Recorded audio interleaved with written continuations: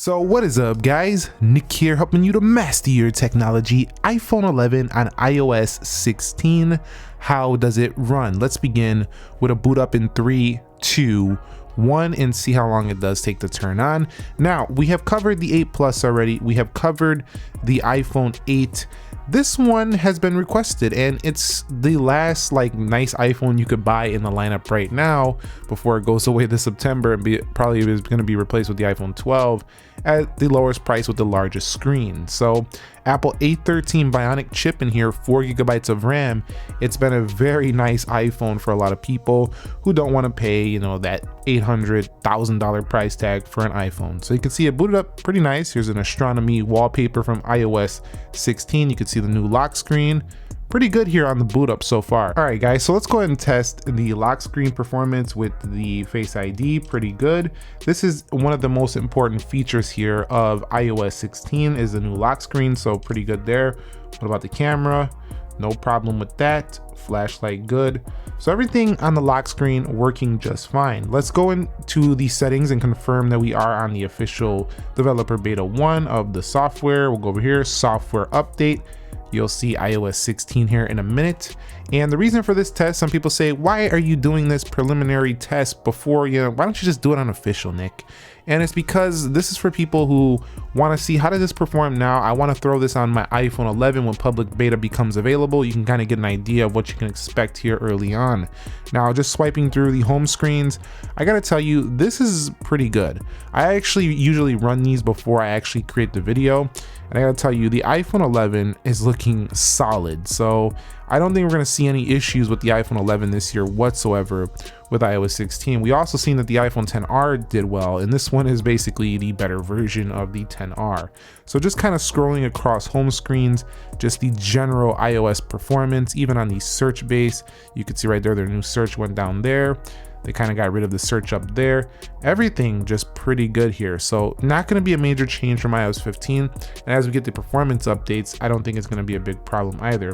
Keep an eye on the battery throughout this video. We are looking at 93% at the beginning of this video. We'll kind of see where it does end at the end of this video. You can see that's pretty good. I want to go ahead now and add some new wallpapers. That is the headlining feature here, the new lock screens here. And you get to that by going to the wallpapers. You'll see they have the weather and astronomy ones that I have here, the emoji collections and things like that.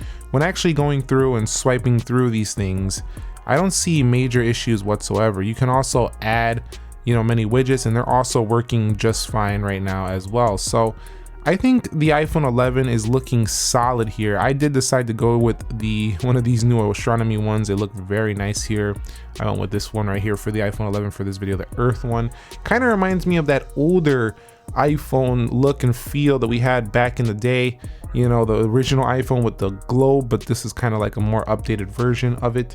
Overall, I gotta say, not bad on just general performance. It actually looks exactly like you would expect a regular version of the software to perform. So not bad here for the iPhone 11. We're still on 93, so that's looking good so far as well. All right, so everything is closed out on the iPhone 11. Let's run the app speed test, see if we do get any problems.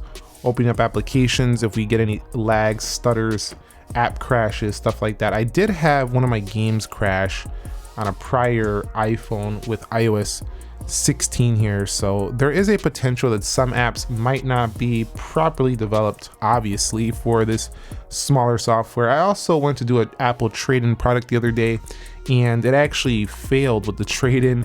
Actually gave me like hundreds of dollars less value. So if you're planning to do a trade-in on your products, don't throw iOS 16 on there. It might mess with the trade-in values if you do take it in the store. So keep that in mind. It's just a little experience I wanted to mention about that. So definitely pretty good so far though. The applications seem to run okay here and definitely not bad. So honestly, I gotta say, based on what I'm seeing, I definitely would consider running the beta on the iPhone 11. Seriously, like the public beta, I would just run it. If you're into running the latest software and you don't mind a few bugs, this one's actually quite good. So you could just kind of stay on the beta and do the updates as they go along if you really want to be on the latest and greatest thing, because iOS 15 is just so old. Not, but definitely now with iOS 16 out, it's gonna feel like the older software. We'll go to Starbucks here And you could just see I'm having no issues. That game wasn't actually loaded. Let's go to Crossy Road, but not having no issues here on the apps. It looks like I'm still running iOS 15. So iPhone 11, surprisingly good. Probably the same as like the iPhone 12 Pro Max that we've seen. And that one I did when I did the actual iOS 16 review, the developer beta 1 review, it was actually performing quite great. People were like, why does it perform so well? So you can see right here, 3D mark, and the battery's still holding at that 93%. So swiping through, no issues. We would typically get a lag or something or a glitch right there. So let's add a widget here, see if we get any mistakes here or any lags or anything like that when it comes to adding a widget. So we'll just add the weather widget down there. We'll bring it down here by the battery life, and you can see not bad. So can add widgets as well.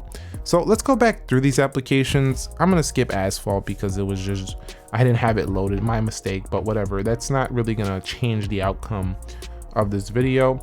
You can see eBay, Dead Trigger 2, we'll go to Starbucks, we'll go to Best Buy. That was reloading. We'll go to Amazon, ESPN.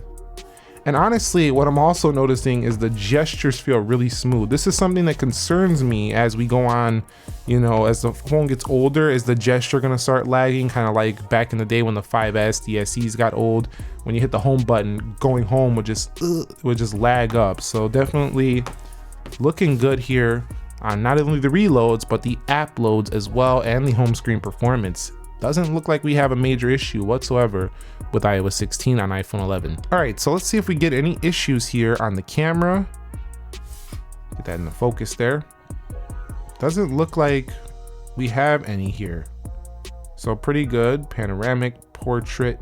You know, this is kind of cool because I remember running betas back in the day on some of these phones, and man, they run choppy. But this one, not bad. We'll go over to the front-facing camera. Pretty good.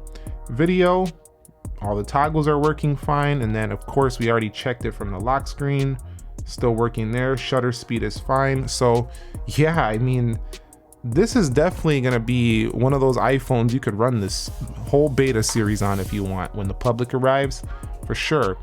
It is a little warm in the back, but I'm also, you know, I'm gonna pause that. I'm also downloading a game. I'm also doing a bunch of stuff on here really rapidly, so it's not something you would probably do.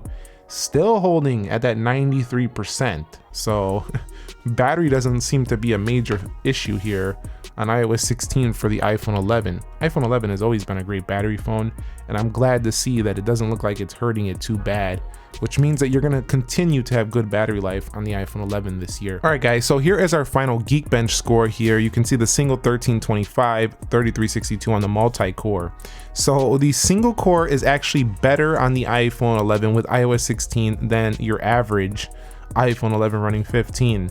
So if we go over to multi-core, it's also better. So all this like positive praise I've been giving it is showing up here in the synthetic benchmarks as well. This is actually performing better on iOS 16, and that's kind of strange because none of my other phones actually performed better here on this initial developer beta 1. So the future is very bright for the iPhone 11.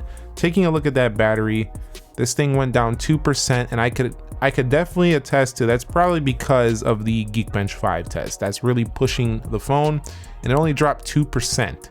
The whole freaking video, 2%. So the future is bright. If you want to download this new iOS 16 update when the public beta does arrive, if you want to try it out, it's probably safe to say it's going to be a pretty good experience for the iPhone 11.